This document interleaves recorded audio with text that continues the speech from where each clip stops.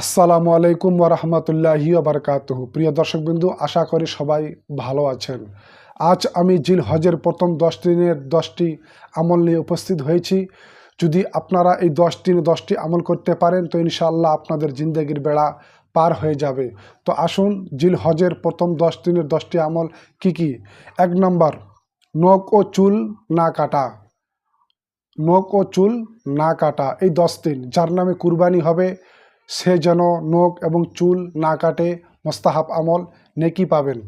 2 number, জিলহজের প্রথম 9 দিন রোজা রাখা, বিশেষ করে আরাফার দিন।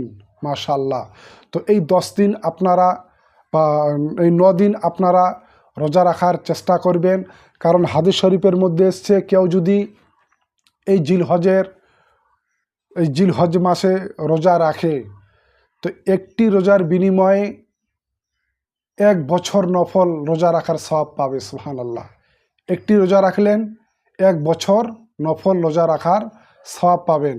আর কেউ যদি এই জিলহজের প্রথম 1 থেকে নিয়ে 10 তারিখ পর্যন্ত কেউ যদি রাত্রি জেগে ইবাদত বন্দেগি করে, নফল ইবাদত করে, কোরআন শরীফ তেলাওয়াত করা, কলমা শরীফ পাঠ করা, দরুদ শরীফ পাঠ করা, আস্তাগফিরুল্লাহ আস্তাগফিরুল্লাহ, সুবহানাল্লাহ সুবহানাল্লাহ, যে যা পারবেন ইবাদত বন্দেগি করবেন। মানে রাত জেগে কেউ যদি ইবাদত বন্দেগি করে তো তার সওয়াব হলো শবে কদরের রাতে ইবাদত বন্দেগি করার সওয়াব সে পাবে। সুবহানাল্লাহ। মানে এই জিলহজ মাসের 1 থেকে 10 তারিখের মধ্যে যদি আপনি রাতে ইবাদত বন্দেগি করেন তো আপনি সওয়াব পাবেন। কোন রাতের? শবে কদরের রাতে, রমজান মাসের 27 তারিখের রাতে যে আমরা ইবাদত বন্দেগি করে যে সওয়াব পাই, সেই সওয়াব আমরা এই জিলহজ মাসের রাতের মধ্যে পাবো। অর্থাৎ যেটিকে বলা হয়েছে 1000 মাস হতে অতি উত্তম। সুবহানাল্লাহ। তো যাই হোক, 10টি রোজা রাখবেন 1 তারিখ থেকে নিয়ে 9 তারিখ পর্যন্ত। তারপরে বাকি পরে একটি রোজা রেখে দিবেন। কখন রাখবেন ওটা পরে বলছি। তো বেশি বেশি করে নফল ইবাদত বন্দেগি করবেন, রোজা রাখবেন। 3 নম্বর, বেশি পরিমাণে আল্লাহর জিকির করা, বেশি বেশি করে আল্লাহর জিকির করবেন। 4 নম্বর, বেশি পরিমাণে তাকবীর পাঠ করা, বেশি বেশি করে তাকবীর পাঠ করবেন। 5 নম্বর, যথাসম্ভব সাদকা করা। আপনার যদি সামর্থ্য থাকে, টাকা পয়সা থাকে, তাহলে বেশি বেশি করে সাদকা করবেন। 6 নম্বর, অবিরত দোয়া করতে থাকা, সব সময় দোয়া করবেন। এই জিলহজ মাসের 1 তারিখ থেকে নিয়ে 10 তারিখ পর্যন্ত একেবারে প্রচুর হারে দোয়া করবেন, প্রচুর হারে দোয়া করবেন। আপনার মনের আশা আকাঙ্ক্ষা যা রয়েছে আপনি সব কিছু আল্লাহর কাছে চাইবেন, দুঃখ বেদনা বেশি বেশি করে দোয়া করবেন। ইনশাআল্লাহ আপনার দোয়া কবুল হবে, বিশেষ করে আরাফার দিন 9 জিলহিজ্জাতে। 7 নম্বর, বেশি বেশি নফল ইবাদত করা, বেশি বেশি নফল ইবাদত করা, বেশি বেশি করে নফল ইবাদত বন্দেগি করার চেষ্টা করবেন এই 10 দিন। 8 নম্বর, আন্তরিকভাবে তওবা করা, অন্তর থেকে মোহাব্বতে দিল থেকে তওবা করবেন যে আল্লাহ আমি সারা জীবন অনেক গুনাহ করেছি, আমি তওবা করছি মাওলা, এই জিলহজ মাসের ওসিলায় আমার তওবাকে গ্রহণ করে আমার জীবনের সমস্ত গুনাহ খাতাকে মাফ করে দিও। ইনশাআল্লাহ আল্লাহ তাআলা মাফ করে দিবেন।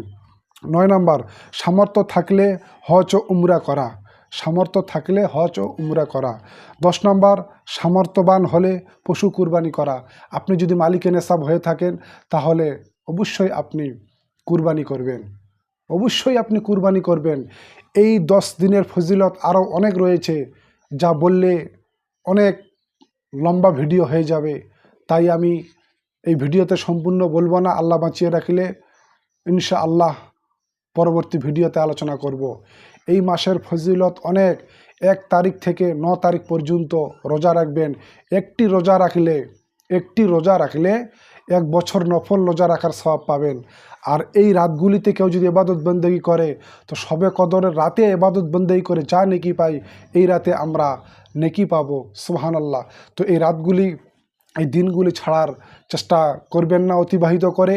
যদি অবহেলা করে ছেড়ে দেন, জানি না সামনে জিলহজ মাসে বেঁচে থাকবো কি থাকবো না, কোনো গ্যারান্টি নাই। আচ্ছা, এই জিলহজ মাসের ফজিলত হওয়ার কারণটা কি? জিলহজ মাসের এত ফজিলত হওয়ার কারণটা কি? কারণ দেখেন, 365 দিনে 1 বছর হয়। তো এই 365 দিনের মধ্যে সবথেকে শ্রেষ্ঠ দিন হচ্ছে আরাফার দিন, 9 জিলহিজ্জা। 9 জিলহিজ্জা। তো 9 জিলহিজ্জা এটা কি? আরাফার দিন। তো আরাফার দিন কবে পড়লো? 1 তারিখ থেকে 10 তারিখের মধ্যেই পড়লো। আর এই 1 তারিখ থেকে 10 তারিখের মধ্যে হলো হজের সময়। এই কারণে এই 10 দিনের ফজিলত অনেক বেশি। যেরকম রমজান মাসে 30টা বা 29-এ মাস লাগে, 29টা রোজা হয়, কখন 30টা রোজা হয়। তো রমজান মাসের শেষের 10 দিনে ফজিলত কেন? কারণ শেষের 10 দিনে 20 থেকে নিয়ে 30 রোজা পর্যন্ত এই দিনের মধ্যে লুকায়িত রয়েছে এতেকাফ, এবং এই দিনের মধ্যে রয়েছে শবে কদর, যেটিকে 1000 মাস হতে অতি উত্তম। এই কারণে রমজান মাসের শেষের 10টি রোজার ফজিলত অনেক বেশি। আর সপ্তাহের মধ্যে সবথেকে ভালো দিন হচ্ছে শুক্রবারের দিন। আর সমস্ত মাসের থেকে সবথেকে অতি উত্তম মাস হলো যেটাকে বলা হয় রমজান মাস। আর এই কারণে এই আরাফার এই 1 তারিখ থেকে নিয়ে 10 তারিখের ফজিলত অনেক বেশি। তাই বেশি বেশি করে নফল ইবাদত বন্দি করার চেষ্টা করবেন। আসসালামু আলাইকুম ওয়া রাহমাতুল্লাহি ওয়া বারাকাতুহু।